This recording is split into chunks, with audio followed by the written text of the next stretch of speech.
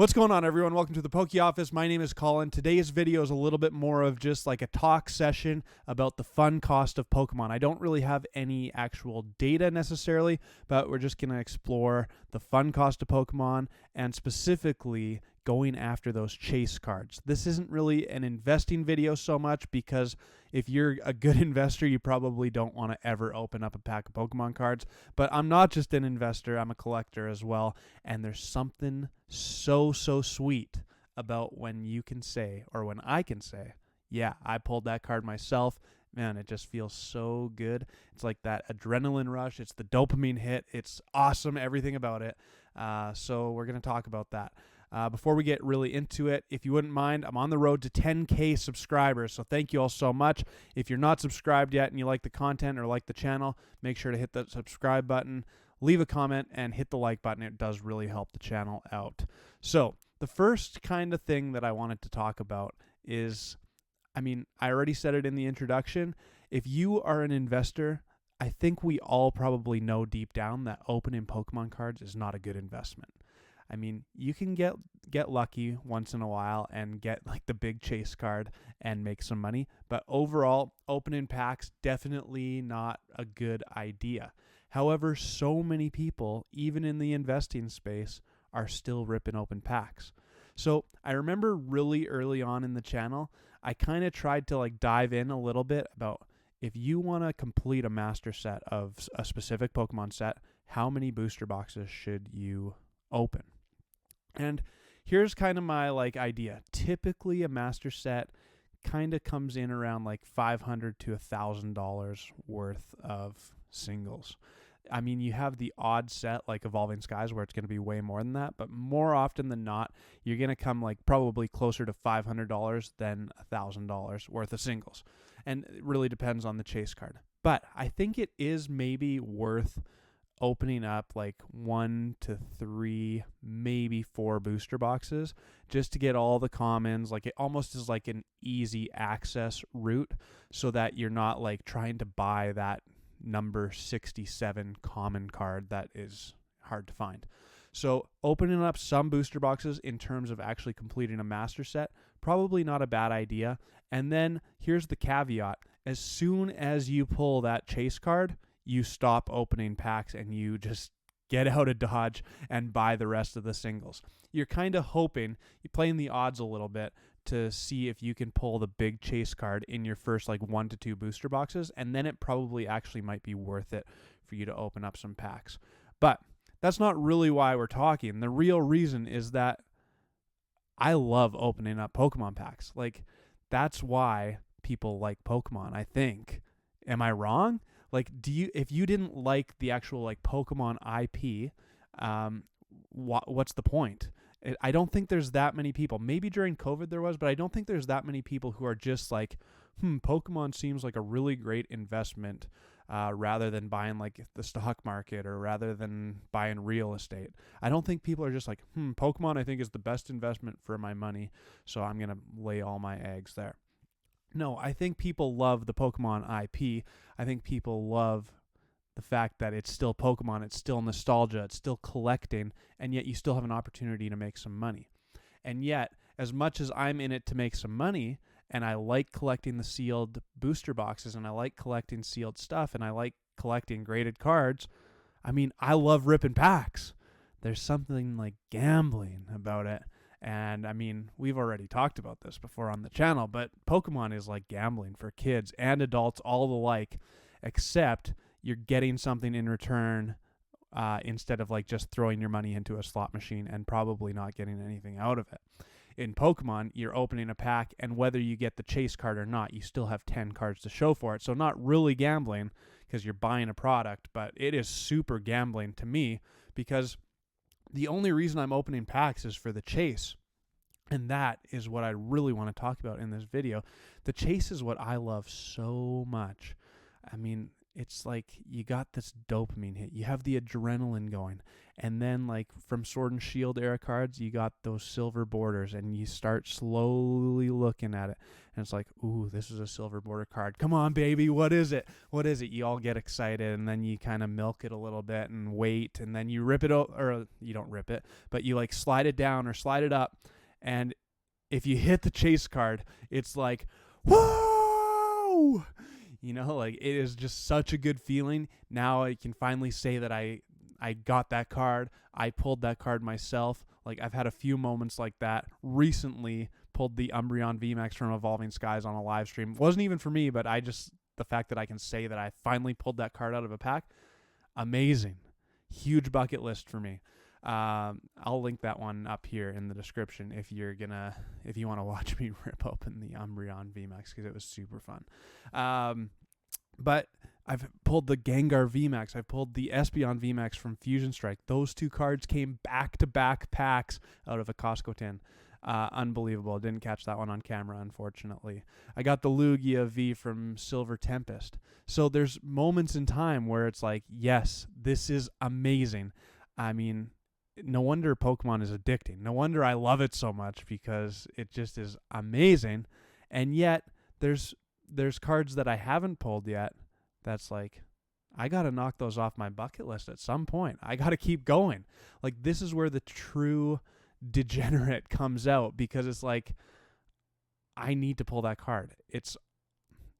I shouldn't say need, because I really don't need to, but it sure feels like I need to. Like, that's where the energy, the pull is coming from my heart. And I was like, I need to pull that card at some point in my life. So you better keep ripping packs. You know what I mean? So to be fair, I like gambling in general. So I kind of think about it like you're putting money into the slot machine. There's something about the chase, and it's not just about getting that big card. Like, that's the payoff. But there's a part of me that really likes the chase as well.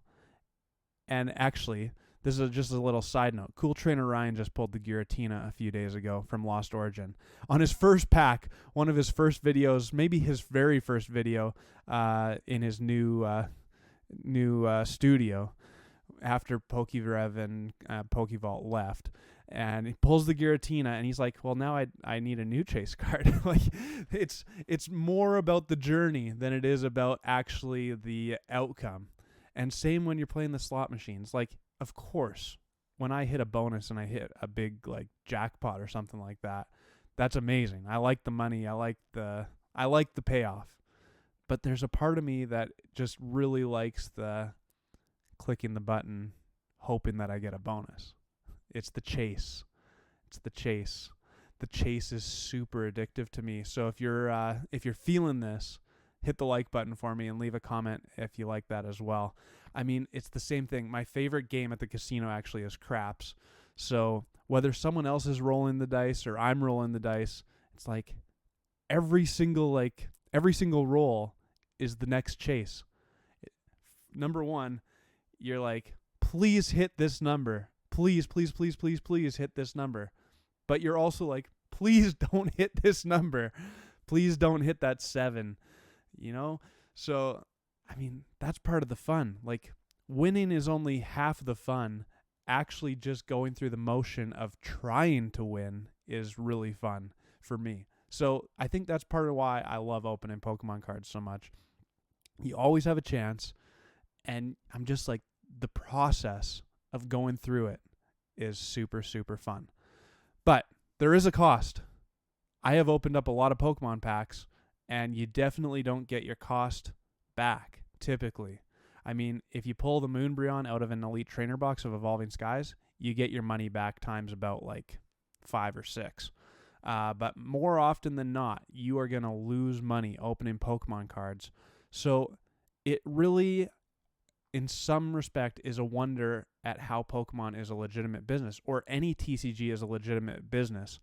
But then I actually think about my tendencies, my habits, my likes, and it's like, yes, no wonder Pokemon is a legitimate business, because what we talked about at the start, number one, it's got all the nostalgia. I love the Pokemon IP. I grew up with the Pokemon IP. Like, I like everything about it. I like that they're little monsters that that Pokemon trainers can train and be friends with. That's amazing. Everything about it is amazing. And now you're telling me that you're introducing all of these like dopamine. Okay, that needs to be a meme. Dopamine.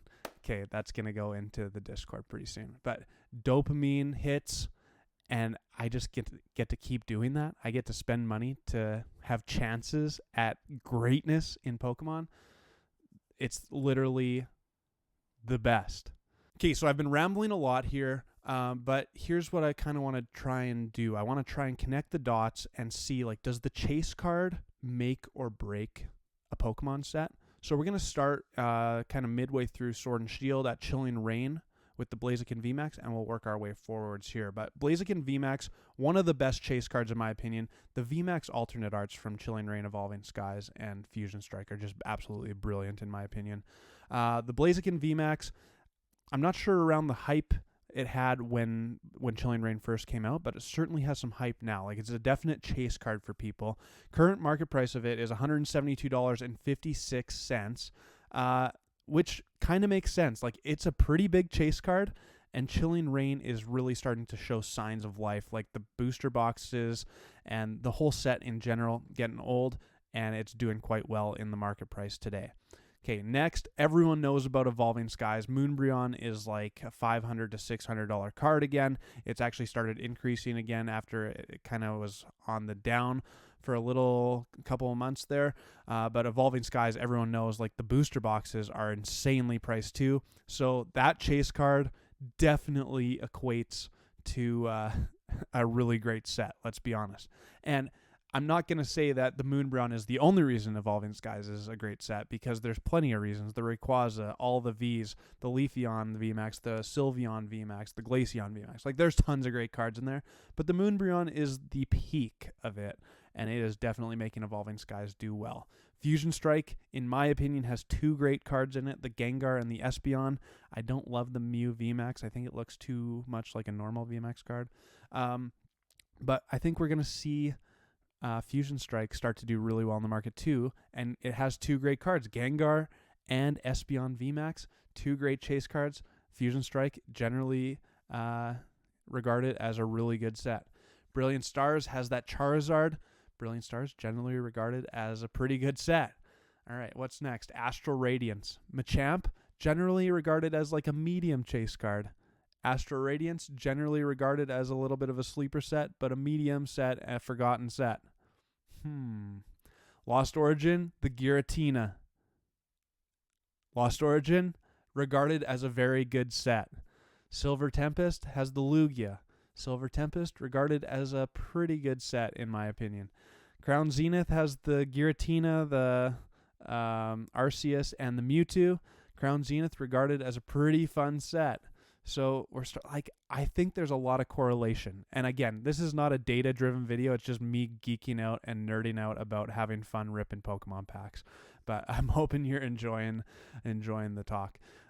So that brings us to Scarlet and Violet era now, which I think is like, in the grand scheme of things, I think Scarlet and Violet era is doing a great job, even though it maybe got off to a little bit of a slow start. So Scarlet and Violet base set has that Miriam.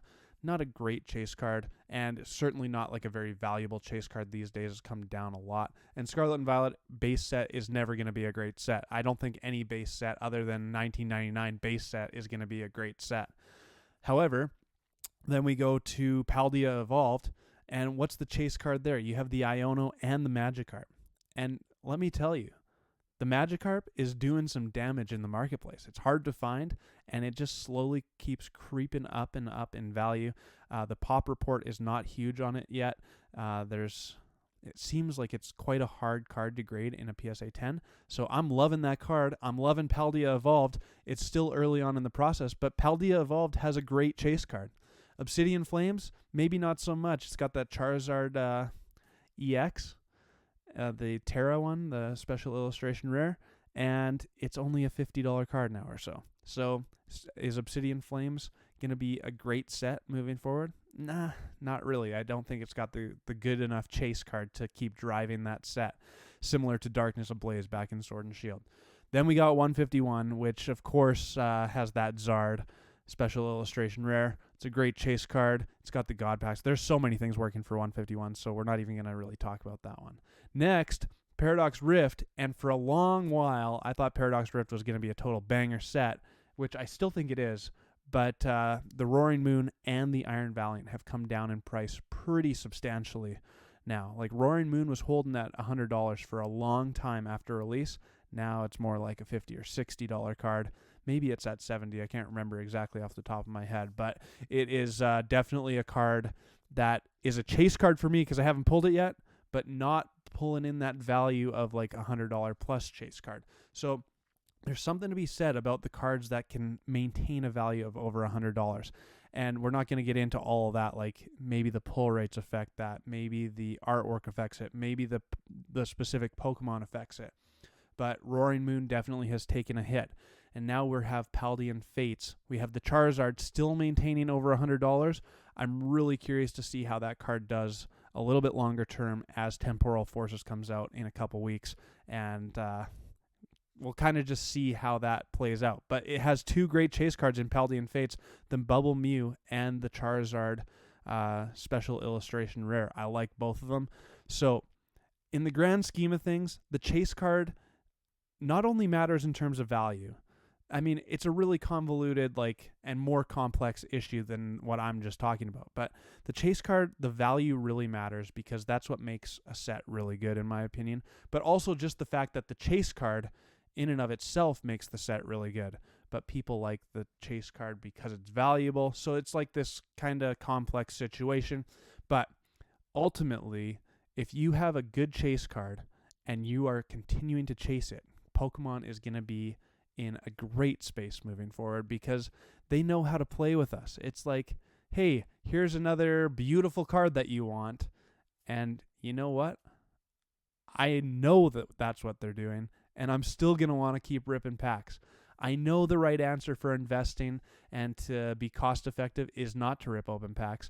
It's just to buy the singles. But I'm still going to keep ripping open packs, and I know a lot of you are going to do that too because that is it makes up such a matter of fun part of the Pokemon hobby, and ultimately, that's kind of what we're here for. Yes, the investing is here too, but Pokemon's got to be fun. Otherwise, I think if we were just investors, we would be doing other stuff. Okay, that's a wrap on everything I got to say today, but we got to open up some Pokemon packs. I missed the last video because I still have been battling some sort of sickness this week, but this time we're talking about the chase cards. We got to go hunting after the chase cards, and I'm still looking for that stinking Roaring Moon from Paradox Rift, so here's 10 packs of it. All right, here's 10 packs. Let me know what you think. I know it was a pretty rambly video, but honestly, I've been kind of wanting to make this video for a while, just talking about that chase card. I mean, that's what makes Pokemon so fun, so exciting. And I don't think I'm ever going to get over it, honestly.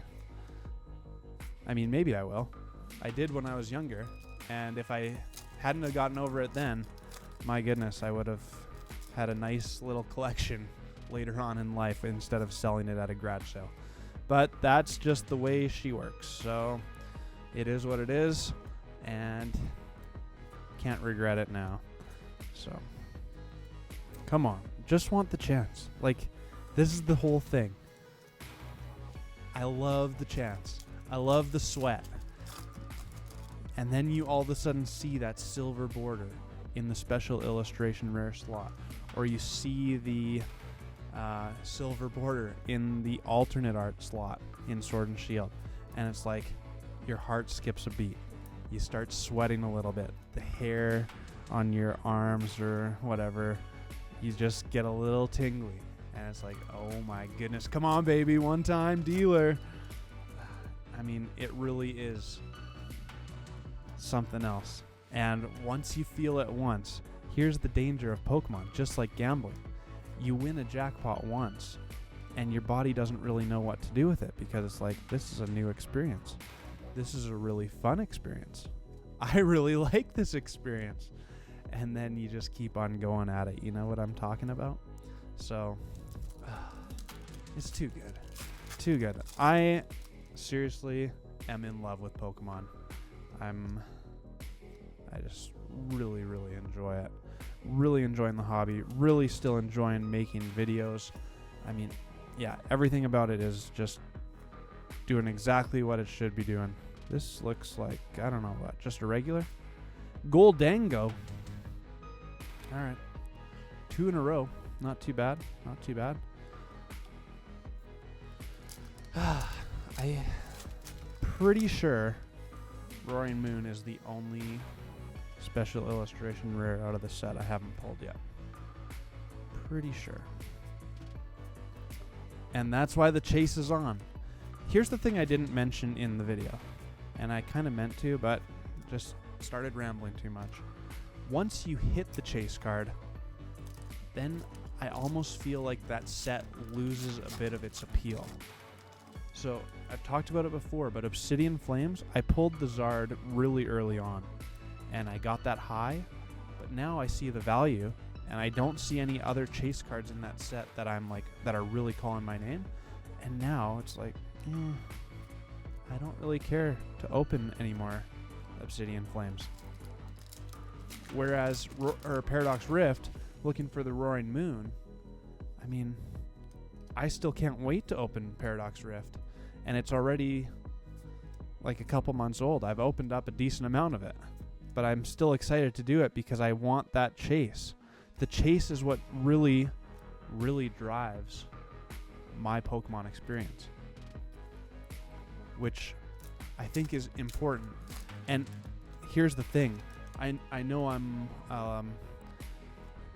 privileged in the sense that, like, on the live streams and stuff, I get to open up a lot of packs, so I get to kind of fulfill that chase for me, even though they're not my Pokemon cards. What am I trying to say? But, like, Pokemon, for me, this has felt like a long time waiting for a new set. So I'm really ready for Temporal Forces because there's only so much chasing you can do before it's like, I've seen lots of the cards in Paradox Rift a lot. So it's time for some new cards. Even though there's a lot of complaint potentially that Pokemon moves too quickly, I mean, I'm kind of ready for it, to be honest with you. Come on, last chance. Still nothing. Ugh. Still searching. We got 4 regular EX cards. Nothing too fancy whatsoever, but I mean, it's better than nothing. Just 4 regular ones. Not too bad, not too bad. That's going to do it for me at the Poke Office. I hope you enjoyed the ramble and the content. Let me know what you think down in the comments below, and if you haven't yet, subscribe, hit the like button, and do leave a comment. It really does help. I appreciate you as we're on the road to 10,000 subscribers at the Poke Office, and until my next one, peace!